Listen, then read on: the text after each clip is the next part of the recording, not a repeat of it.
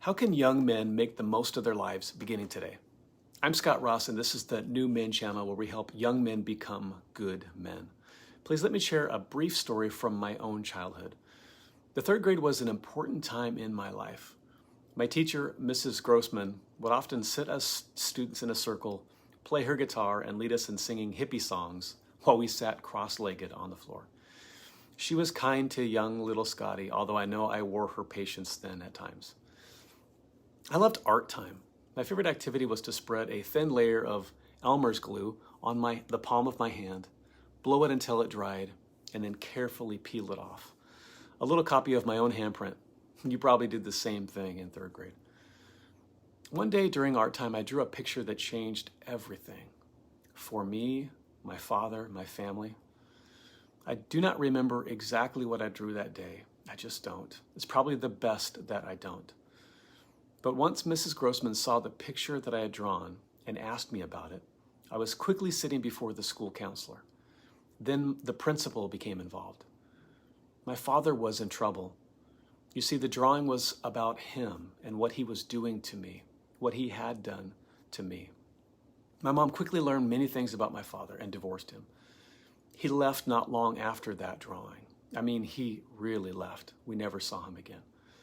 I later learned that he died a few years after that incident. I never had the opportunity to say goodbye to my father. I never had the opportunity to punch him in the face or scream at him for the mess he made. But I've spent the decades since third grade drawing a new picture, the image of a man, a good man. This picture is for you. Now, when my father left, it was just me, my young mother, and my two sisters. I had no men in my life. I had no role models, no heroes. I had no brothers, cousins, uncles, grandfathers, or even surrogate father figures in my life. I had some families spread out across the country, but I had never met them, not that I could even remember. I never met my father's parents and spent very little time with my mother's parents before they died. We moved across the country so often during my childhood that I didn't really learn many of the things that kids learn at the appropriate times. I never learned how to write in cursive. I missed the multiplication tables, division, always 2 steps behind, trying to play catch up. But above all, I was not taught how to be a healthy boy who could become a healthy man.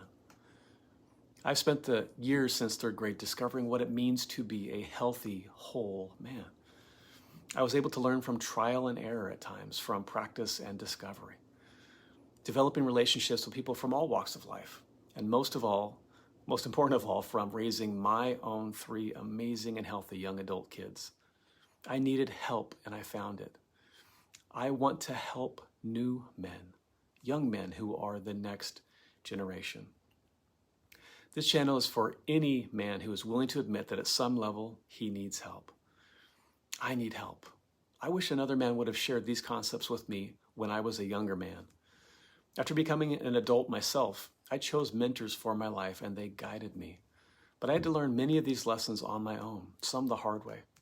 But then again, if I had not experienced what I did as a boy and young man, I probably would have neither the confidence nor the humility to speak these words to you now. Therefore, I have no regrets. This channel is for women who care about the men in their lives and want to know how to best encourage and understand them. You care about the men in your family, and you care about the men in your community. You want them to be good. You want them to be good men, men who are strong, smart, and safe. Thank you, women, for caring enough about the men in your life to learn more and understand them better. They need you. You need them. I've served and worked alongside men for 3 decades to help them craft their lives, and I've learned a few truths. Boys do not become men by accident. Men, good men, are crafted with intention. As a sculptor crafts a masterpiece, one strategic strike at a time, hammer meets chisel, so a young man must craft his life. A good man crafts his life intentionally. He cares for his body. He feeds his mind. He fans the flames of his spirit. A good man builds and cares for his relationships. A good man adds value to the world through the causes and careers that make up his professional life. No, there is no right way to be a man. There is no cookie cutter mold for all. We're all different from one another, and that's good. Yet there are many characteristics and experiences that hold true for most men. While there is no right way, I would argue that there is a best way to be a man. Every man needs to become the best man he can become, first for his own sake, and then for those who love him and those who depend on him. Man, your personal journey of development and growth must be motivated at the core by your internal drive to grow, to advance yourself. And then as you grow and develop as a man, you can make a difference in the lives of those around you. The very best husbands are the men who care for themselves and ensure that they are as healthy as they can be, body, mind, and spirit. The very best fathers are men who build and reinforce their character first before they attempt to form the character of their children. Look, parenting as a father is an inside-out process. You can fake it when your kids are young, but there will come a time when they see through that facade. They will see the inner man beneath the surface. I hope they will see an imperfect, yet valiant and loving man at the core. A good man is strong, smart, and safe. Strong inside and out. Now, I don't necessarily mean big, flashy biceps, although improving physical fitness and stamina is important for all men. By strength, I mean the ability to withstand and overcome all the obstacles life has to throw at him. Life will throw at him with patience and passion and perseverance. Physical, mental, and relational obstacles. A strong man is ready for whatever comes his way. A good man is smart. This isn't relative to one's IQ or classic measurements of intelligence. Smarts are something different. A smart man understands who he is and who he is not. He assesses his strengths and his weaknesses. A smart man has a plan. He is growing, learning, becoming. And a good man is safe. He never wields his physical strength in intimidation or threat. He might be daring, but never dangerous. His words are used to build those around him up, never to tear them down, especially those who love him and those who depend on him. Now, good women are also strong, smart, and safe, inside and out. But this often takes different forms and patterns with women than men. Not better or worse, just different. This ability to improve and advance ourselves every day is a critical and wonderful human capacity. But sadly today, many men have given up on personal growth. They stop living long before their heart stops beating. Do not do that, sir. You have suffered loss. You have been disappointed, wounded. You have fears. You have all these because you are human and you will experience more over time. Worse yet, you have disappointed others. You have inflicted heart pain on others, intentionally or not. You are human. But despite all this, you must choose to grow and change. You must choose the best way. You will begin to live once more. I will show you how. This begins when you take control of your past, present, and future. Dream, plan, build, celebrate. No one can do this for you. I can't control your life. I will tell you that those around you, those who love you and those who depend on you and need you, they need you to take control of your life and strive to become the best man you can be. The best father, lover, and friend. The best leader and the best follower. Become the best man you can become in all three areas of your life: personal, relational, and professional, and you will experience joy. Men, if you join me on this journey, you will need to put a few things down.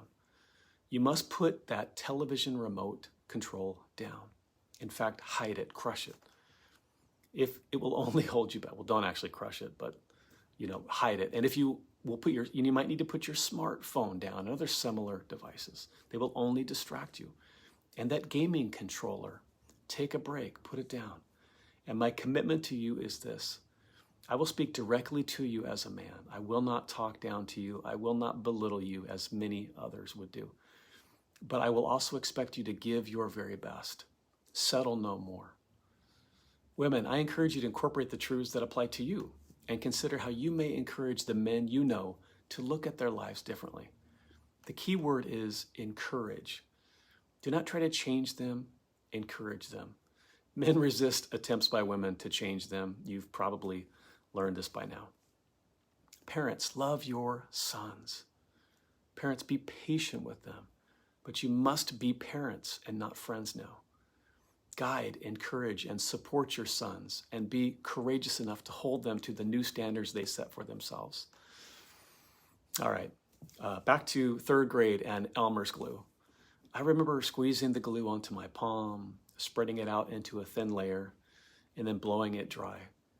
Once it was dried, I would peel it off carefully as to leave the whole print intact in one piece, a complete handprint. Now, this channel is the handprint of my life and my learning. I have carefully distilled the lessons of my journey as I've helped other men on theirs. I give it to you. Look and listen carefully. But the ultimate opportunity for you goes deeper than studying my practices or processes. This channel is your own Elmer's glue. Master its contents. Grow, dig, change, and become someone new, the best you.